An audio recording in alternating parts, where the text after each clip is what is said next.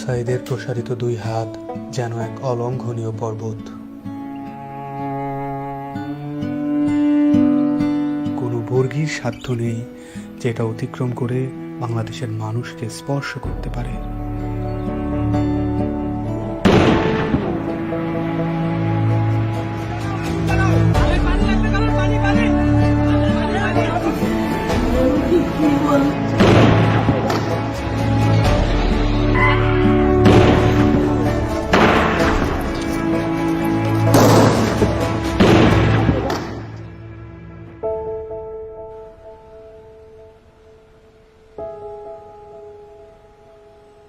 জুলাইয়ের পর থেকে বাবা প্রতিদিনই রাস্তার আশেপাশে হাঁটাহাঁটি করেন।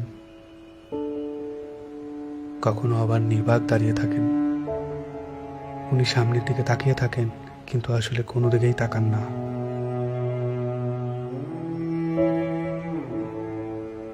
যেসব রাস্তা দিয়ে ওনার ছেলে হাঁটতো, ওইসব রাস্তায় উনি দাঁড়ালে উনি ওনার ছেলের রুম পান।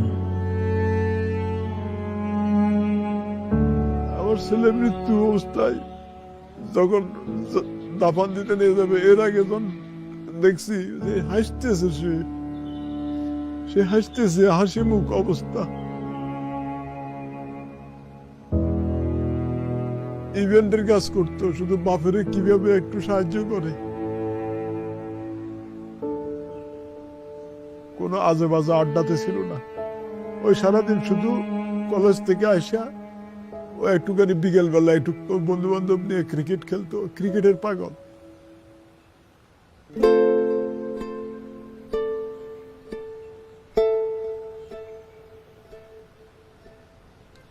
যে আমার পায়ের পাতা আছে, এরকম একটা অনুভূতি হতো। কিন্তু আমি যখন হাত দিতাম তখন থেকে আমার পায়ের পাতা নেই, এরকম একটা প্রচুর অনুভূতি হতো। আমি অনেক কান্না করতাম। এই ব্যথার চেয়ে আমার ওই অনুভূতিগুলো আমার বেশি হতো, যে আমার পা আছে। আমি যখন হাত দিই তখন থেকে আমার পা নাই।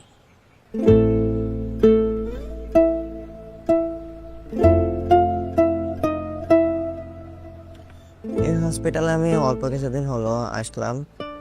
পা দিয়ে নতুনভাবে হাঁটা শিখতে আসছি। মানে ছোটকালে যেভাবে হাঁটা শিখেছে মা, ওই রকমের এখানেও হাঁটা শিখাচ্ছে আর কি।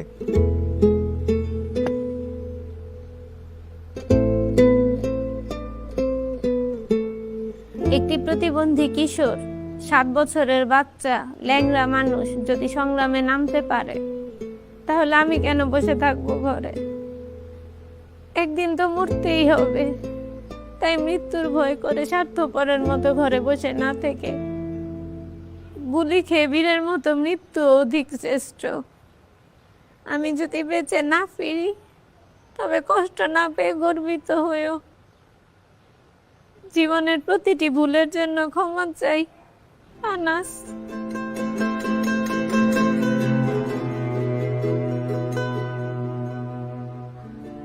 আমার সন্তানের বুকে গুলি লাগছে, আর ছিদ্রটা হয়েছে আমার কলিজায়। আল্লাহ পাক যতদিন আমাকে হায়াত দিছে, আমি এই হাহাকার নিয়ে বেঁচে থাকবো।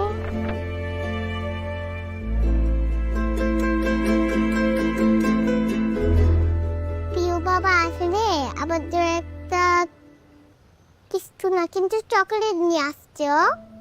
প্রিয় বাবা নাই বাড়িতে। যখন বাইরে গেছে আর পুলিশ এসে ওকে ঘুরি মেরে দিছে। আই মিস ইউ প্রিয় বাবা।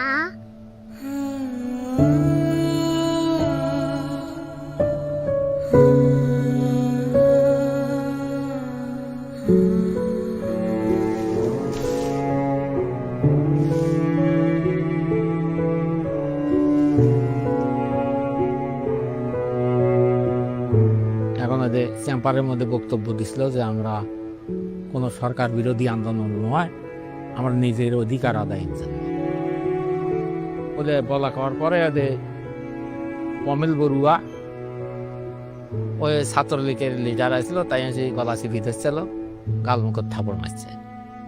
এখন ওই জন্যই ওর জেদ ধরে শহীদ হলো কি এখন ওটার ব্যাখ্যাটা আর আমি জানি না।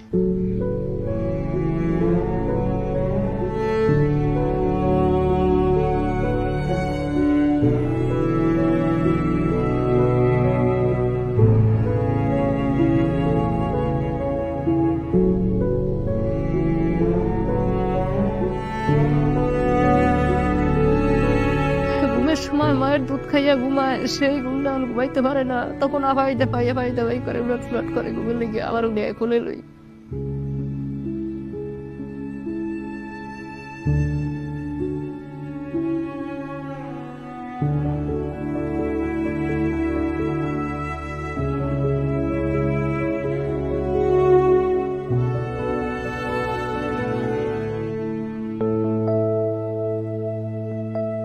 এখানে এসে যখন দেখি যে এখানে সবসময় ভাইয়া পড়াশোনা করতো, এই বিছানাতে থাকতো, এখন যখন দেখি ও নাই তখন একটা শূন্যতা কাজ করে মনের মধ্যে। খারাপ লাগে যখন দেখি যে ভাইয়া এই রুমে নাই। এই ছবিটা 18 জুলাই আমার আন্টি নাজিয়া খান ফেসবুকে পোস্ট করেছিল।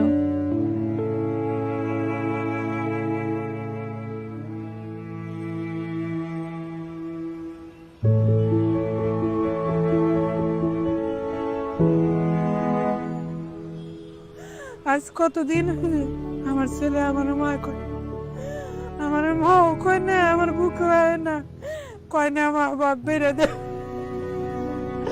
আমার সন্তানরা যারা যেভাবে মারছে আল্লাহ তাদের বিচার করুক। আমি সরকারের কাছেও বিচার চাই, জনগণের কাছেও বিচার চাই। আমার সন্তানরা মারছে, হাজার হাজার মায়ের বুক খালি করছে, যে খালি করছে তারও বিচার করুক আল্লাহ। কতটা তুমি হারালে বন্ধু, কেঁদেছে অন্তর, জানো না তুমি হারাবার ব্যথা, জানে পলাশির প্রান্ত।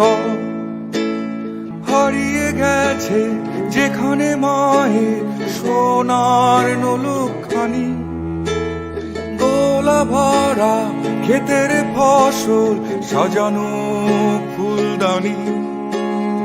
এ হারানোর বেদনা তুমি রেখো অন্তরে, দেখবে তোমার দুঃখ লুকাবে পলাশির প্রান্তরে।